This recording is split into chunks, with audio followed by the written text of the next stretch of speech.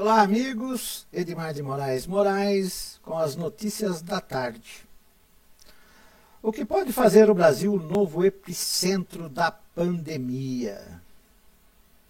Meu povo, a coisa está ficando preta. O Brasil passou a figurar no pódio dos países com mais casos de contaminação pelo coronavírus em menos de 3 meses, desde a detecção do primeiro caso no país. Com os 254.200 casos divulgados pelo Ministério da Saúde na segunda, 18, o Brasil ultrapassou o Reino Unido, está atrás apenas dos Estados Unidos com 1,5 milhão e Rússia com 290,6 mil casos.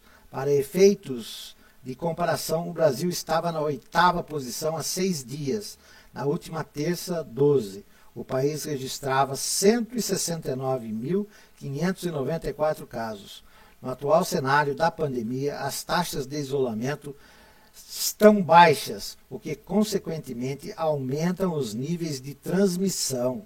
O sistema de saúde público está colapsado e já se fala em estabelecer protocolos para escolher quem vai ter acesso ao tratamento em detrimento de outros doentes. Disputas políticas também influenciam no desempenho do país. Na esfera federal, a defesa do retorno das atividades normais para frear a recessão que será causada pelo coronavírus. Do outro lado, governos estaduais optam por não desrespeitar as recomendações de isolamento. Baixa taxa de isolamento. A média de isolamento no país está em 43,4%, enquanto especialistas apontam para a necessidade de um número mínimo de ser de 70%.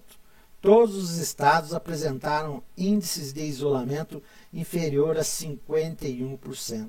O estado de São Paulo, que é o epicentro da doença, está em quarentena desde o dia 24 de março. Segundo especialistas, o isolamento social precisaria durar ao menos 2 meses para conter o coronavírus.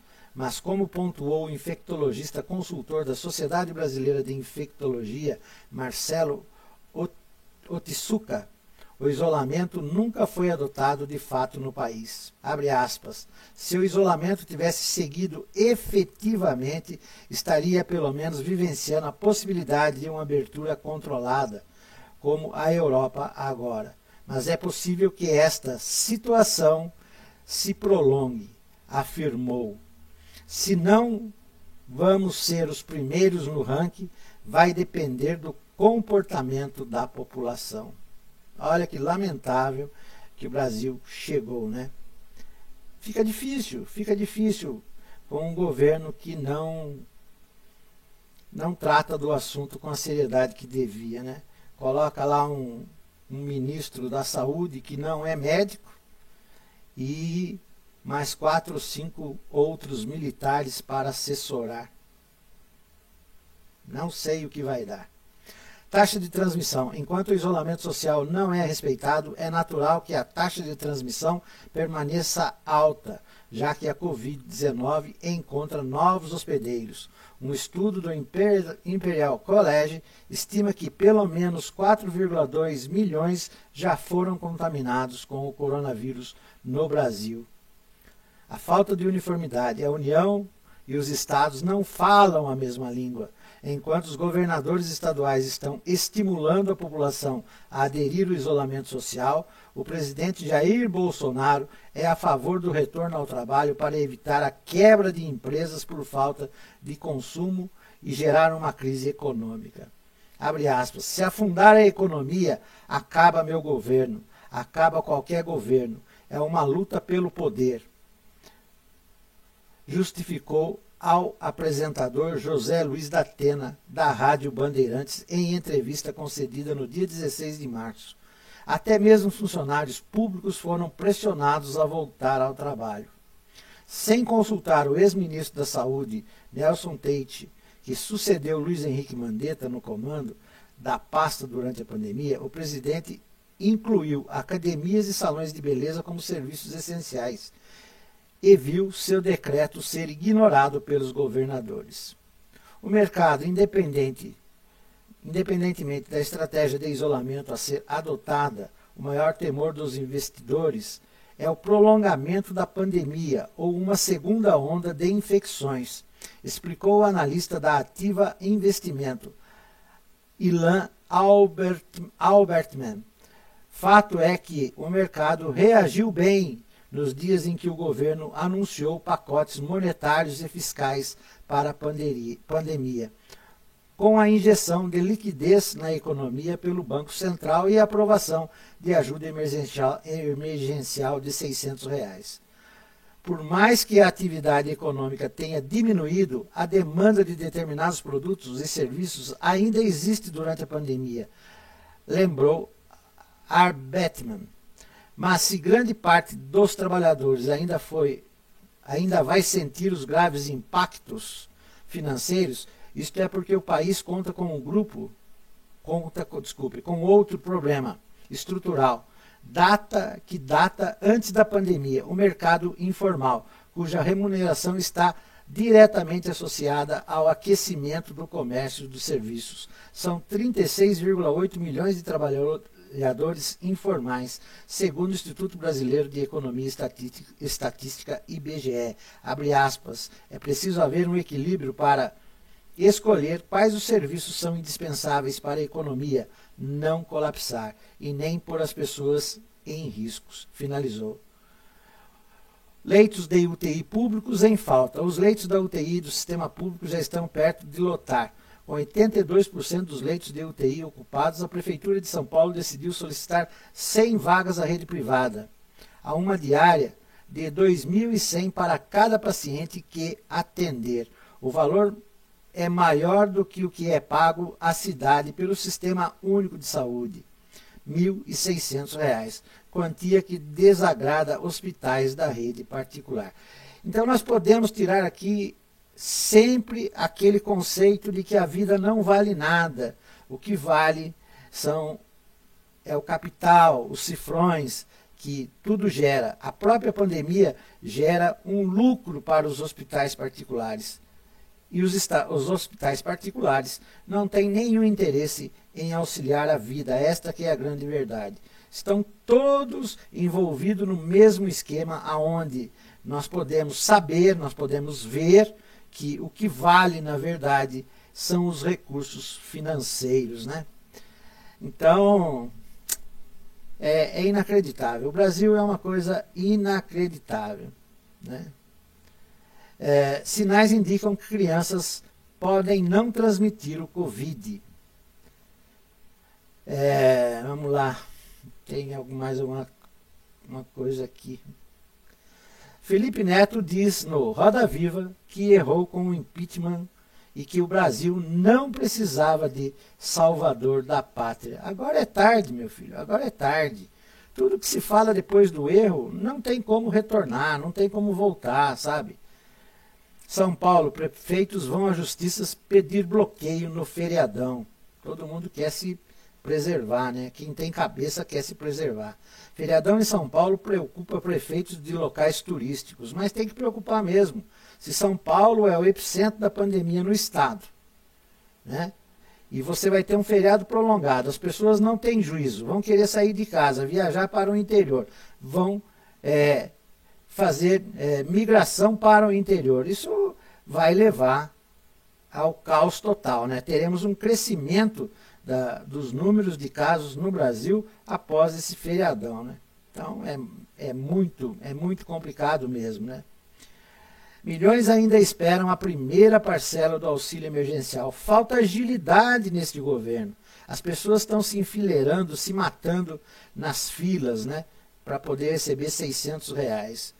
Então, não tem o que dizer, né?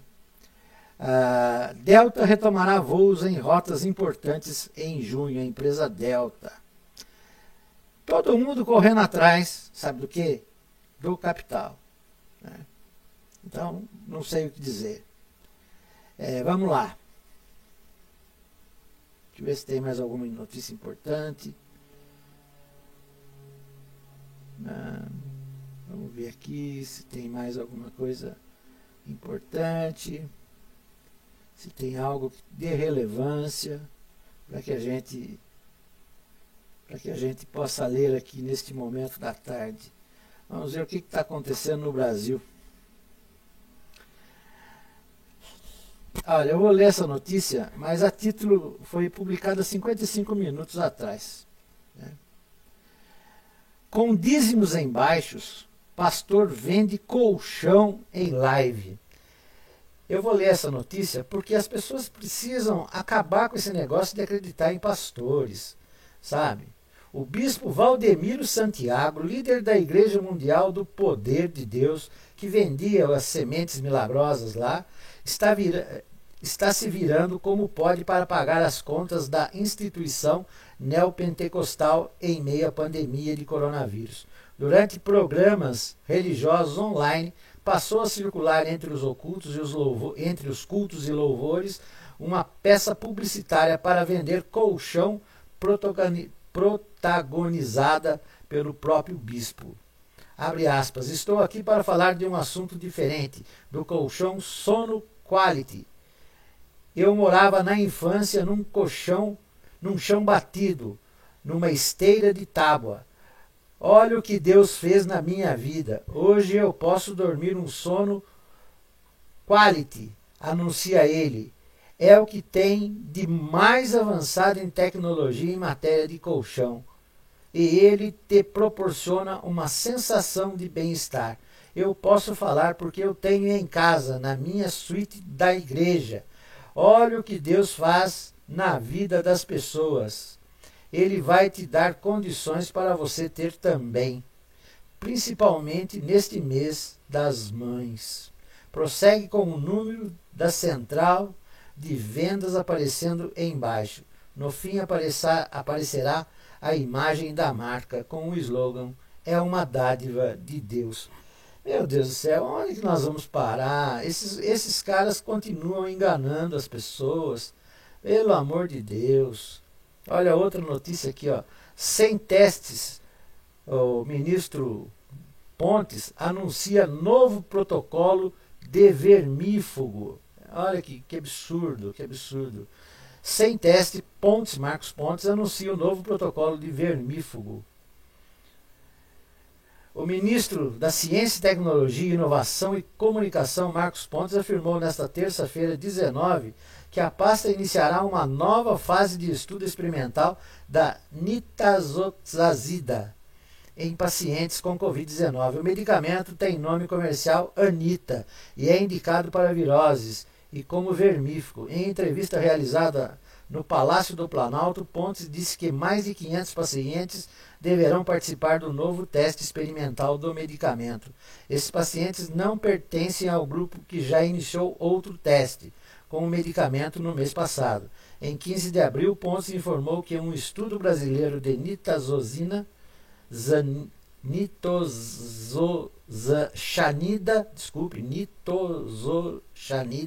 indicou eficácia em 94% da droga contra células infectadas com o novo coronavírus. Na ocasião, Pontes anunciou também que 500 pacientes internados receberiam o medicamento em caráter experimental. Abre aspas, no máximo na metade de maio teremos uma solução de tratamento, um remédio sem efeitos colaterais, com o estudo desenvolvido pela pesquisa brasileira com todo o rigor científico, afirmou à época. Mais de um mês após a declaração de Pontes, não há perspectiva de conclusão. Olha, são todas palavras jogadas ao vento. Todas palavras jogadas ao vento. Não existe nada efetivo em relação ao coronavírus aqui no Brasil e nem no mundo, né? Então, quando tiver uma solução efetiva, todos serão informados. A internet é muito rápida. A internet, sabe, aconteceu, está falando. Vai entrar e contrata assessores do MEC como advogados contra a imprensa. Esses caras são todos pirados. sabe? Tá terrível. Com recorde de morte em 24 horas, São Paulo passa 5.000 óbitos. Ai, eu não sei o que dizer mais, viu? Demanda por adiar o Enem vem de todo o país, diz Maia. Congresso discutirá sobre adiantamento das eleições. Olha no que os caras pensam. Eleições numa época que não podemos sair às ruas, sabe? Não tem condições. É falta mesmo de responsabilidade, falta de humanismo, falta de solidariedade. É um egoísmo sem tamanho o que a gente consegue ver neste atual governo e todos os seus atores, todos os coadjuvantes desse governo. Estamos vivendo dias terríveis por conta da incompreensão, por conta da falta de humanidade, por falta de humanidade e apego, sabe, extremo ao que é material. Então, não tem muito o que dizer. Não tem muito o que dizer. Ficar dando notícias aí de que vai melhorar, vai melhorar, vai melhorar. Quer que eu diga a verdade? Não vai melhorar nada. Nós passaremos 2020, será mais um ano perdido, serão 2 anos perdidos nesse desgoverno que estamos vivendo, né? E demorarão-se décadas, 3 a 4 décadas, para o Brasil restaurar a sua condição de qualidade, economia e tudo mais, né? Eu vou dizer aqui agora só para vocês uma notícia que saiu há 3 horas, para encerrar aqui o assunto, porque acaba irritando, né? Acaba irritando você ver tanto desgoverno, tanto desapego pela vida das pessoas, que não dá. Como eu não sou um comentarista político, eu sou um comentarista popular, né? De como o povo vive, então eu me nego a falar sobre esses assuntos, sabe? Me nego a falar sobre certos assuntos. Vamos ver aqui a notícia. Meu Deus. Vamos ver aqui se eu consigo ler a notícia, né? Dos cotados aí para serem os novos ministros, né? Deixa eu ver aqui. Uma ampla lista de nomes vem sendo avaliada pela Presidência da República para ser o próximo ministro da Saúde após a saída de Nelson Teich, na sexta-feira 15. Depois de menos de um mês no cargo, ele havia assumido no dia 17 de abril. O número 2 da pasta, o general Eduardo Pazuello, que é secretário executivo do Ministério, ocupa o posto interinamente. Entre as opções mais comentadas por pessoas próximas ao presidente Jair Bolsonaro está o psiquiatra carioca Ítalo Marcilli. Que esteve ontem em Brasília para se reunir com o chefe do executivo. Marcilli é um influente olavista, pelo amor de Deus, seguidor do escritor Olavo de Carvalho, considerado uma espécie de guru de alguns integrantes do governo. Tem 34 anos e mais 1 milhão de seguidores no Instagram. Ele conta com o apoio do deputado federal Eduardo Bolsonaro. Estão brincando com o povo brasileiro. Não é possível, isso é brincadeira, é gozação. Também estão na Bolsa Informal de Apostas o contra-almirante da Marinha Luiz Cláudio Frois, diretor do Hospital Naval Marcílio Dias, no Rio de Janeiro, e o virologista e professor no Instituto de Ciências Biomédicas da USP, Paulo Zanotto, que tem estudos a favor do uso da cloroquímica para tratar pacientes com coronavírus. Representantes de entidades médicas apoiam a indicação do presidente da Associação Médica Brasileira, Lincoln Lopes Ferreira, da AMB, apoiou a nomeação de Teich. Outros nomes ventilados na ocasião da exoneração do ex-ministro Luiz Henrique Mandetta, como a médica oncologista Nise Yamaguchi e o deputado federal Osmar Terra, também fazem parte da lista de nomes especulados em comum. O fato de os dois serem favoráveis ao uso da cloroquina, e ao fim do isolamento social, bandeiras defendidas por Bolsonaro. Bolsonaro só defende aquilo que lhe interessa. Bolsonaro é o caos, sabe? Não tem como pensar. Olavista, no momento de crise, pelo amor de Deus, terraplanistas, essas coisas, sabe?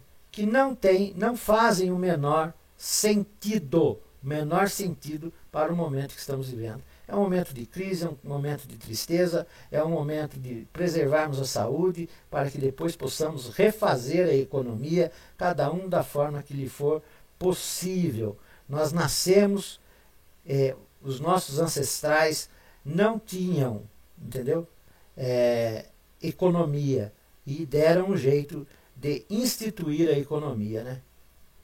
É uma vergonha, não tem muito o que falar, é lamentável, entendeu? As notícias aqui são terríveis. Olha, esse cara aqui, além de estar totalmente envolvido com as milícias e com as rachadinhas, está sendo investigado. No último, ainda vem dar pitaco. Flávio Bolsonaro pede ao Ministério Público Federal que investigue mortes em São Paulo. Pelo amor de Deus. Não tem, sabe? Não tem. Olha, não há consenso. Professor que foi ao ato morre. Revista Isto É. Professor que foi ao ato morre com suspeita de Covid-19. Vamos lá essa notícia aqui para a gente encerrar. Professor que foi ao ato morre com suspeita de Covid-19. Terça-feira, 19 de maio. O professor Ângelo Antônio Cavalcante Martins, da Universidade Federal de Alagoas, morreu com suspeita de coronavírus no último sábado, 16, de acordo com a revista Época. No mês passado, ele havia participado de um ato a favor de uma intervenção militar e contra o isolamento social durante a pandemia. A manifestação ocorreu no dia 19 de abril em Maceió para celebrar o Dia do Exército.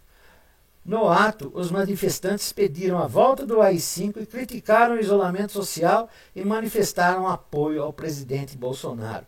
E agora o cara veio a falecer suspeito de Covid-19. Olha, não tenho o que dizer. Essas são as notícias da tarde, lamentáveis. É lamentável nós estarmos vivendo num país onde não se tem seriedade. Isso que é a grande verdade. Não se tem seriedade, não se tem respeito pelo próximo, não há solidariedade, não há humanismo por parte desses ultraliberais, né, que não têm senso humanitário. Eles só pensam no que vem de rendimento. Tudo no Brasil se transforma em renda. Enquanto pensarmos assim, essa crise vai demorar 2 anos para passar.